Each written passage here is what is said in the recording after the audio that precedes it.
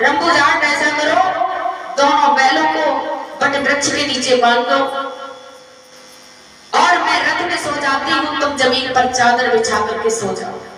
सवेरा होगा तब आगे के लिए रथ आगे और पिता सरसा पाटन के लिए चले, पिताजी के घर के लिए चले।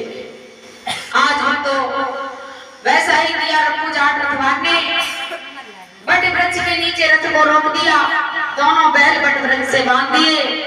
मैया वाचल रथ में पड़ी सो रही है और दोनों बैल बट वृक्ष से बंधे, रथवान जमीन पर सो रहा है चादर बिछा करके। तो बाबा गोरखनाथ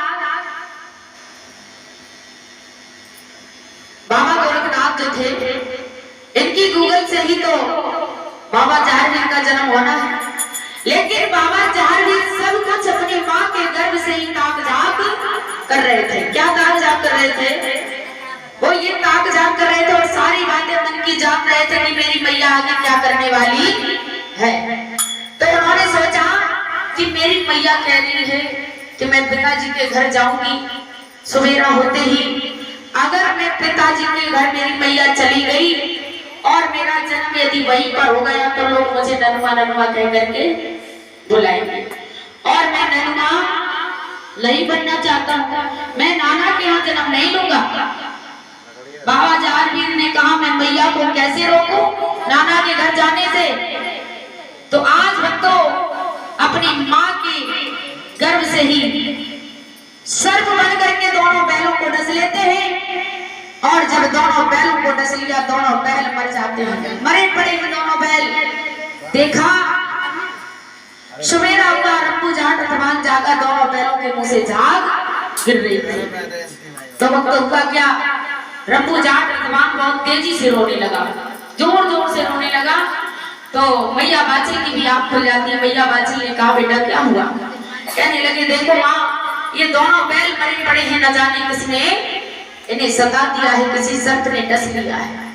मैया बाछल बुरी तरह से रोने लगी, सिसकने लगी है बैलों के ऊपर और कहने लगी प्रभु न जाने कितनी और परीक्षाएं मांगी है, तू मुझे कितने कष्ट देगा। अब तो मुझे लगता है इसी बियाबान जंगल में हमें भी अपने प्राण तजने होंगे, त्यागने होंगे। आप बाबा जहारवीर मैया के गर्भ से ही बोले, कहने लगे माँ अरे जो दोनों बैल तेरे मरे पड़े हैं चिंता मत कर, ये जीवित हो जाएंगे।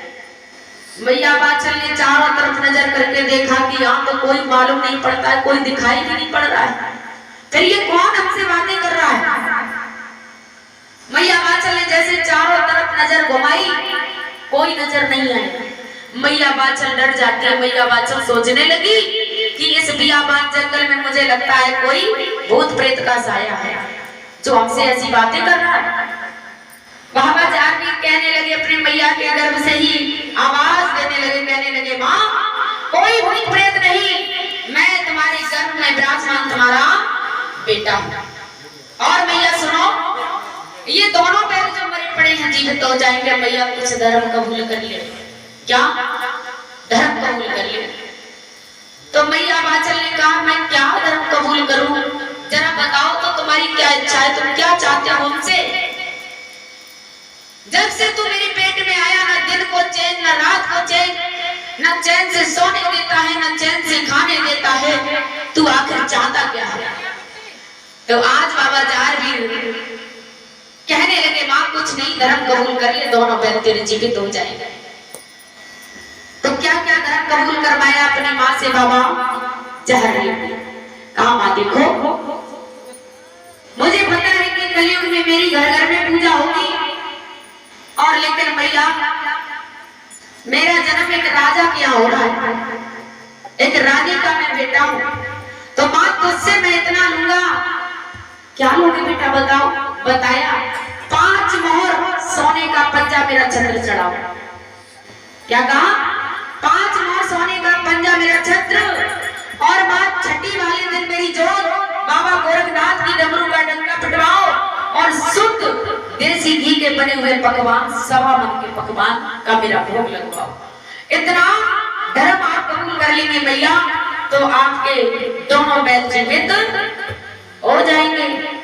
अब मैया वाचल बड़े अचंभा में पड़ गई कि अब मैं क्या करूं, मैं तो वैसे इस वन में भटक रही हूं और इसने इतनी मुझे बड़ी आफत में और डाल दिया, क्योंकि मुझे घर वालों ने घर से निकाल दिया और इतना मैं करूंगी तो करूंगी कहां से। आज मैया वाचल की बातें बाबा जान समझ जाते, कहते भैया तुझसे मैं इतना ही ले लूंगा, अगर तुझे कबूल है तो बता, नहीं तो तेरे बैल जीवित नहीं होंगे। तब मैया ने कहा मैं तो चलो राजा रजवाड़ी की बात है, मैं